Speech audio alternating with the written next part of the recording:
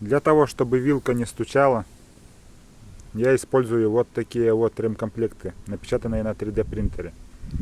Пока что он установлен только на одной вилке. Она проехала порядка 2000 километров и ничего не стучит. До этого стучало, ставили и пружины, использовали все возможные народные способы из интернета, ничего не помогало. Но когда мы поставили этот ремкомплект, гидросистема заработала насколько это возможно, и вилка стучать перестала, работает отменно. Поэтому вот вторая вилка, которой уже 20 лет простоя. Тут гуталинчик, перемешку с ржавчиной. Будем восстанавливать и ее. Я думаю, что все так же стучать ничего не будет.